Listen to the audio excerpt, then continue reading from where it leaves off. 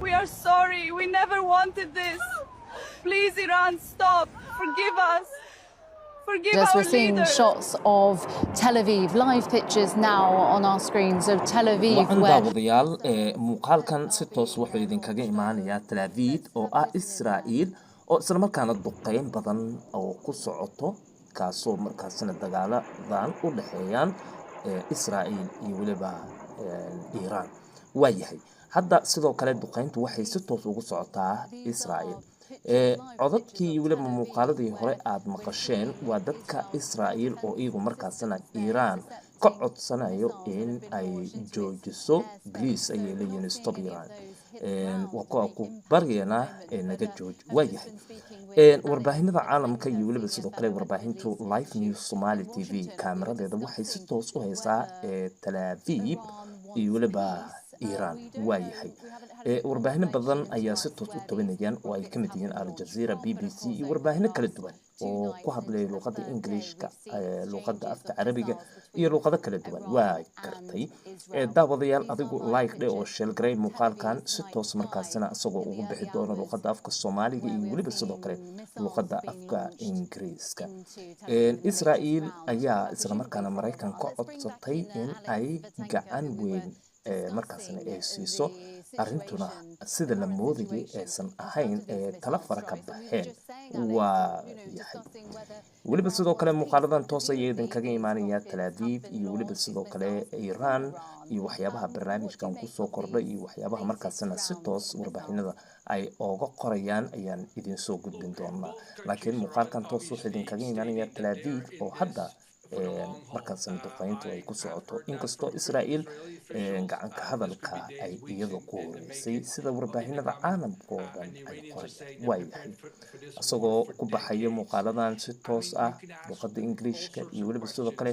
luqadda afka Soomaaliya xagga Ingiriiska waxaa dabcan idinku xiri doonaa warbaahinada kale ee si toos u tabanaya ever. I mean, the last time they had a conventional war on a major scale was with Iraq, Saddam Hussein back in 1980 to 88, a very different war, nothing as intense as this.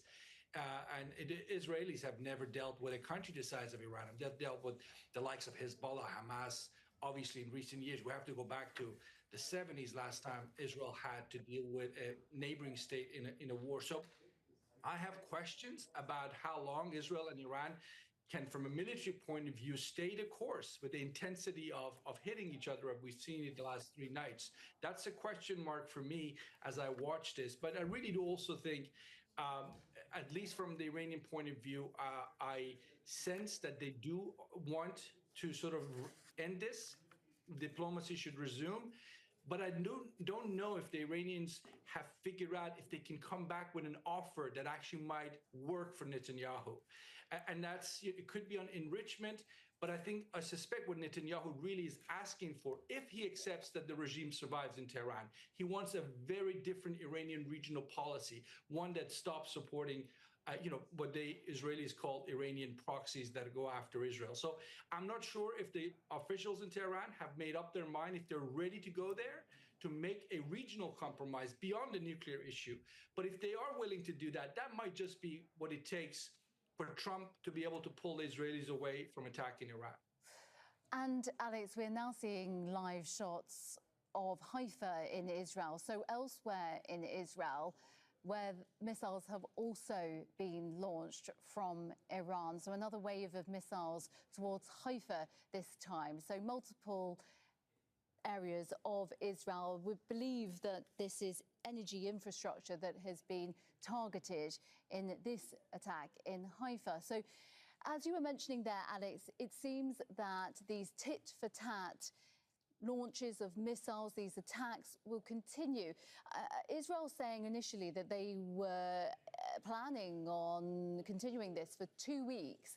Do you think that's a likely time frame that this tit-for-tat attacks will continue? Yeah, if we're limiting ourselves to 2 weeks, if you will, I suspect both sides will obviously survive. Plenty of innocent Iranians and Israelis will suffer or die as a result. But I don't think I mean, look, let me put it to you this way. I don't want to be cold about it, but if this conflict spills over to the region, and you're just talking about Haifa, I understand one of the targets in Haifa was the oil refinery. The Iranians decided after Israel struck the South Pars gas facilities in the Gulf region that they're going to return the favor by hitting energy infrastructure in Israel. And that's the sort of thing that might get us to a point where things go from nuclear and military sites and assassinations to any target, essentially, including energy and economic assets being a fair game.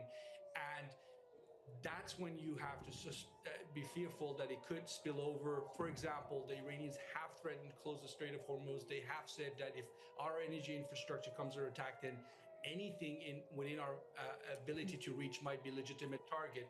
And they have said, increasingly, warned that they consider the United States to be involved in this. Again, the U.S. has billions of dollars of investment in that region. That might be a pressure point for Iran to use, if you will, on the Trump administration to say, do you really want to see the prices of oil skyrocket?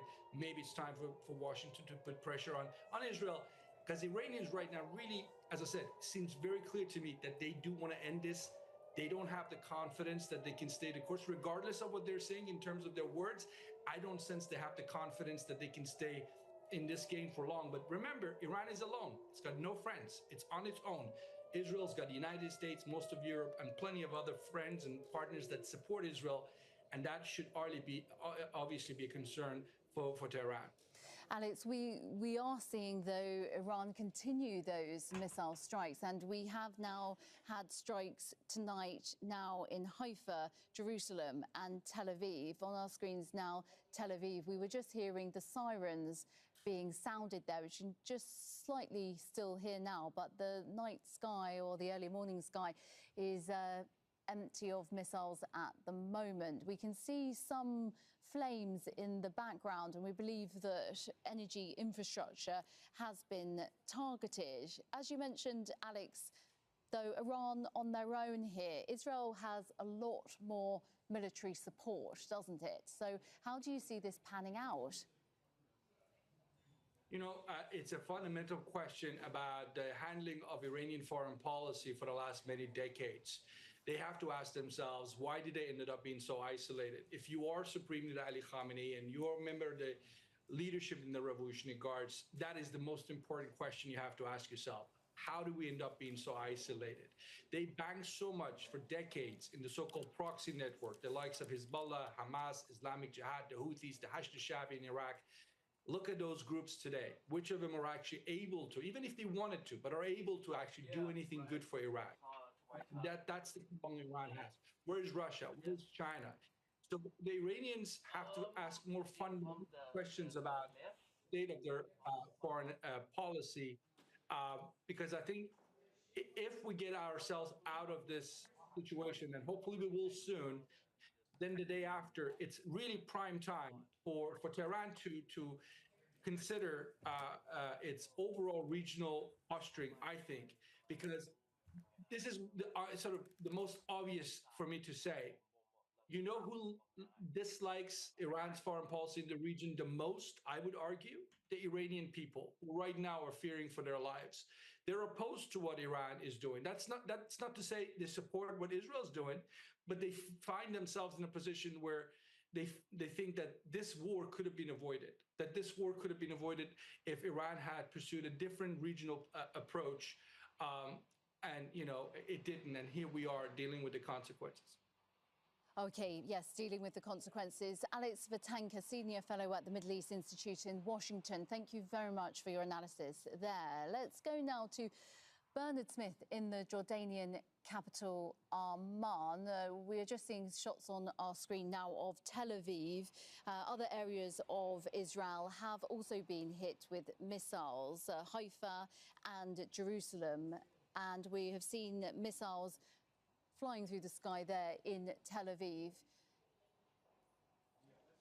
We're going to speak with Bernard Smith, our correspondent in the Jordanian capital, Amman.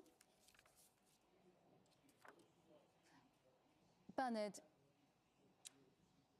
Yes, Bernard, can you hear me? Bernard Smith.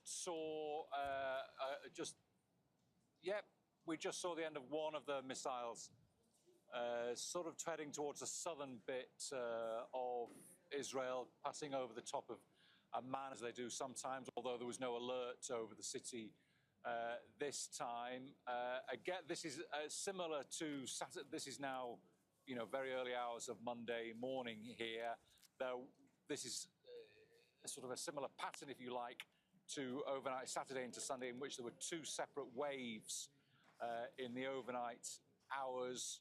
The video you're seeing, yes, other targets hit across, other areas targeted across Israel. The Israeli military said that they put out sirens from about 4:10 local time, about sort of 10 minutes ago. The sirens first went off. They said the public is instructed to follow the instructions, request to follow the instructions of the Home Command. Also, it said the IDF emphasised not to publish and share the locations and footage of any of the hits.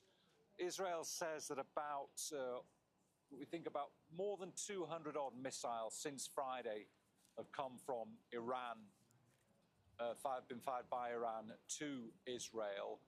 Most of them get intercepted by either the Israeli Air Force before they hit Israeli territory, or some by the Jordanian Air Force, or others by Israel's Iron Dome protective system.